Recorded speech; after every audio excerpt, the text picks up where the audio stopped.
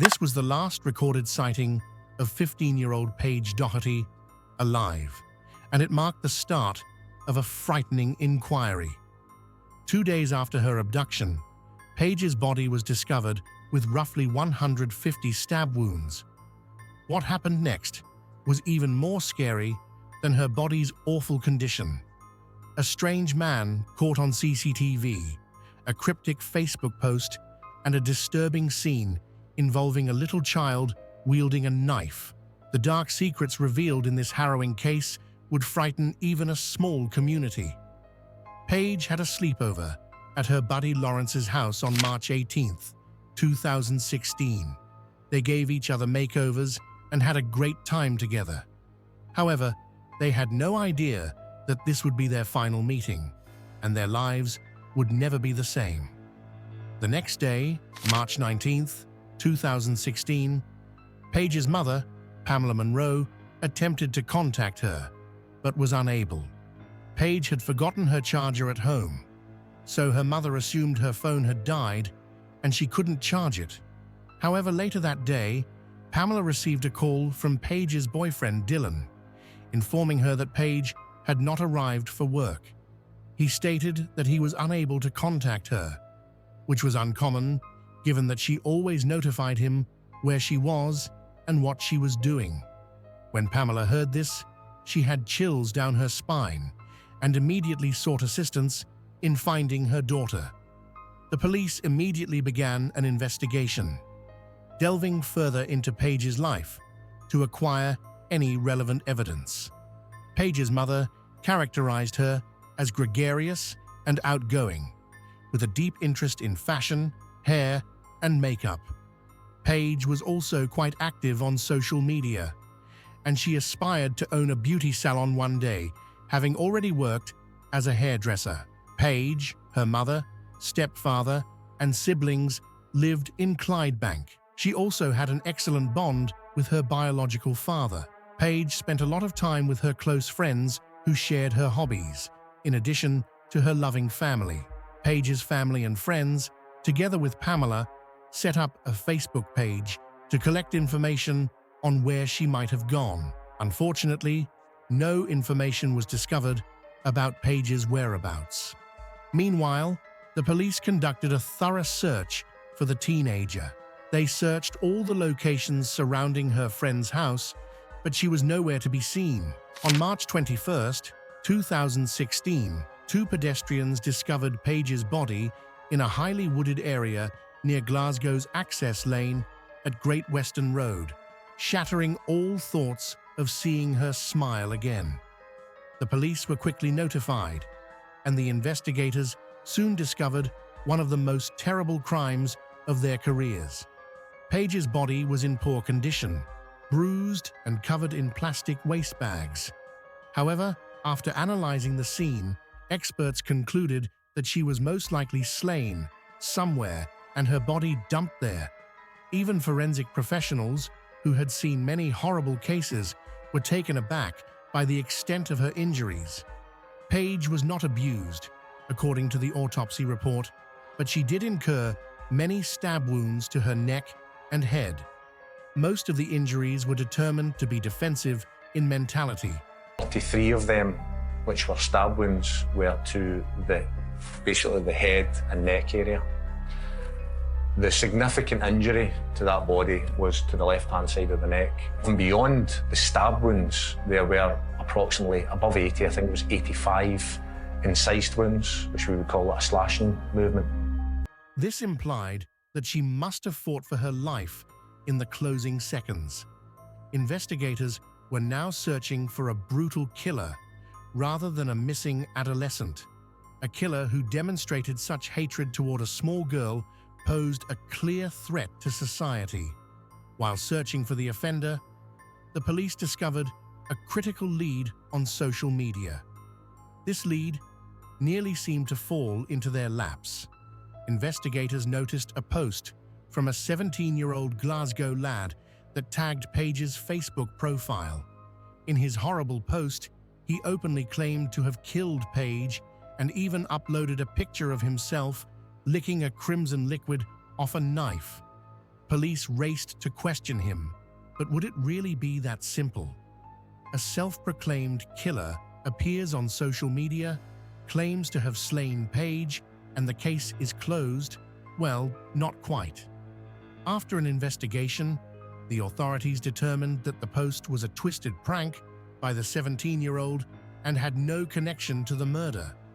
Posting a picture and claiming to have killed Paige was a callous attempt to incite Paige's family and law enforcement, who were working frantically to uncover the culprit.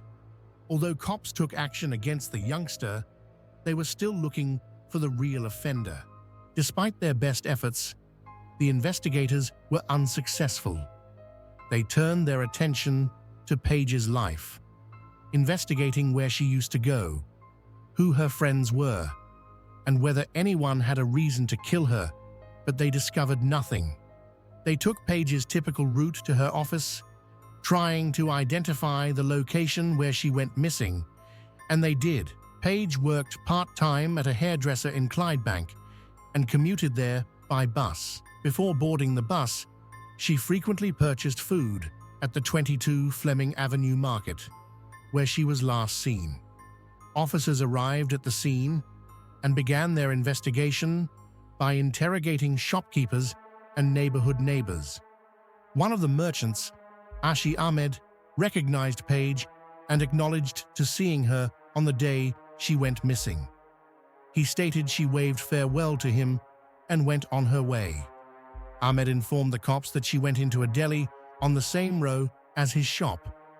Investigators spoke with the deli proprietor, who confirmed that Paige had gone in to purchase a bread roll but left shortly thereafter. Investigators worked closely with Ahmed to get even the most basic information about Paige, as he was one of the last individuals to see her. Determined to help, Ahmed created a video and shared it on social media to raise awareness about the missing girl. I was one of the last guys to see Paige alive, and I put my hand up to wave to her and I says to her, "You alright?" And she replied back, "I am alright, and I'll see you later on, Ashi." And that was the last word she said. By this point, the authorities had obtained CCTV footage from Ahmed's shop that showed Paige's final known movements. Around 9:21 a.m., she was spotted walking in the vicinity and entering Delicious Deli, which is owned by John Leatham, as Ahmed had reported. However, something odd piqued the detectives' interest. As they examined the film, they discovered a startling fact. Paige was seen entering Delicious Deli, but never seen exiting, contradicting John's earlier allegation. Officers saw, on the CCTV footage from Ahmed's shop, that John, the deli owner, was regularly seen coming in and out. He was first seen outside the deli at 9:27 a.m., almost 1 hour after Paige was last recorded on camera. He parked his automobile just outside his deli. Then, at 9:58 a.m., he went into a nearby shop to buy something and returned within 5 minutes. At 10:03 a.m., John was observed outside again, placing something in his car's trunk before returning to his store. Throughout this time, the deli remained closed. When one of the surrounding hairdressers peeked through the closed shutters and asked if there was something wrong, John stated that his worker had not arrived and that he had just had a nosebleed. He drove away around 11:59 a.m. after the deli had closed for regular business hours. That evening, at 6:04 p.m., he returned to the deli and began normal operations. However, by this point, he had changed his clothes, raising additional suspicions among detectives. On March 23, 2016, forensic professionals conducted a thorough investigation of Delicious Deli, as well as adjacent residences and vehicles, after becoming suspicious of John's actions that day. Despite their efforts, they discovered nothing about Paige's disappearance. They also looked at the CCTV footage from John's shop, but Paige was never seen entering, which was extremely suspicious. Nonetheless, the police were leery about John Leatham's activities. On March 24, 2016, he was seized and taken in for interrogation. His interrogation began the next day, March 25th. Linking you to Paige Doherty. You sure about that? Positive. And can you say positive? Is that because you did murder Paige Doherty? When they charge you, John Latham at Delicious Deli, they'd repeatedly attack, strike, and stab the deceased to the face, neck, and arms, and you did murder her. Do you understand the charge? Have you anything to say? What's going on in that shop? She's gone into your shop that morning to buy a roll for her breakfast, and she never walks out of that shop again. And what has caused Paige Doherty to be in that state? You're the only person who's been in and out of that shop. You're the only person who can tell us what happened. He firmly denied being involved in Paige's murder. When asked if authorities would uncover anything related to the crime in his deli, he confidently said no. John's assertion appeared to be correct, as the forensic team had not been able to unearth any tangible evidence from the deli. So I come into the kitchen area and I'm looking for any visible, obvious blood staining, and I didn't see any. I then went into this office area and there was no obvious blood staining either. If there had been an assault in this room, then I would expect to find more. It looked neat, it looked tidy. It did not look like there'd been a disturbance in here. However, strong new evidence quickly emerged, supporting the police's conclusion that Paige's murder occurred in John's deli. Ashi Ahmed, a neighboring shopkeeper, told the police that on the day of Paige's disappearance, John purchased gloves, bleach, bin bags, and other cleaning materials from his shop. Officers had seen that John's car and store had been recently cleaned, and his car had even been seen in the area where Paige's body was eventually discovered. This information was enough for the police to re-examine the deli, which they did. This time, the forensic team chose to investigate beneath the flooring, where they discovered bloodstains between the boards. Forensic scientists also detected bloodstains on some appliances, indicating that there could have been a lot more blood in the area, which was later cleaned. With the new evidence, they had enough to arrest John Latham. He was accused with Paige Doherty's murder on March 26, 2016. When the perpetrator's identity was revealed to the public, the community was outraged because no one anticipated such a killer to live among them. On September 5, 2016, John finally revealed that he had killed Paige. However, the motivation for his horrific conduct would prove to be much more astonishing than the crime itself. John stated that he killed Paige after she threatened to accuse him of inappropriate behavior. He claimed that Paige had walked into his deli and asked for a job, but he rejected since she was underage. John informed her that he would need to speak with her mother about the position, but she refused to listen. He stated she then threatened to start shouting if he did not hire her.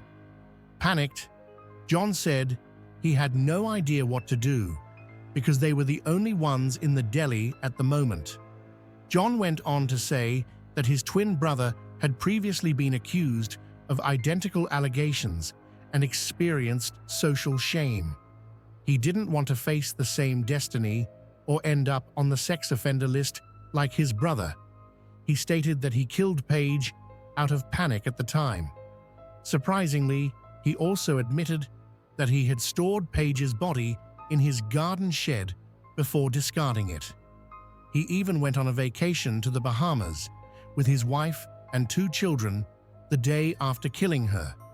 When he returned, he used the opportunity to dispose of her body. He defended his conduct by claiming that if he hadn't killed her that day, she would have harmed his reputation in the community. However, another question arose regarding his comments. Paige enjoyed her job as a hairdresser and was content there, so why would she suddenly want to work at a deli? Was John telling the truth? Or was he concealing something more sinister? Unfortunately, these queries go unanswered. Only two people know what happened that fateful day. One was killed, and the other appeared to be lying. On October 12, 2016, 7 months after Paige's murder, John pled guilty and received his sentence at Glasgow's High Court. The court found that John Leatham was mentally sound and stable, with no criminal background or evidence of psychosis. The judge referred to his crime as a brutal and furious attack. It is impossible to comprehend how an apparently happily married man with a young child who's running a successful business is capable of such an horrific level of violence. John was sentenced to at least 27 years in prison before being entitled to seek for parole. Paige's mother felt relief following John's conviction. However, in February 2017, John challenged his conviction, and his minimum sentence was reduced to 23 years. While John Leatham was the only one punished in court, others had to suffer alongside him. John's wife and 2 children were forced to flee their home, owing to threats to burn it down. Meanwhile, Paige's family was left to grieve the loss of their daughter. They did, however, find some solace in the memorial garden they established for Paige. Paige's father died tragically, just 2 years after her death, and his mother claimed he died of a shattered heart. This was a case of unexpected fury, shattered dreams, and immense anguish. Paige Doherty will always be remembered as a happy and loving girl. So, what do you think about this case? Do you think John's motive for killing Paige was legitimate? If not, what do you believe actually happened?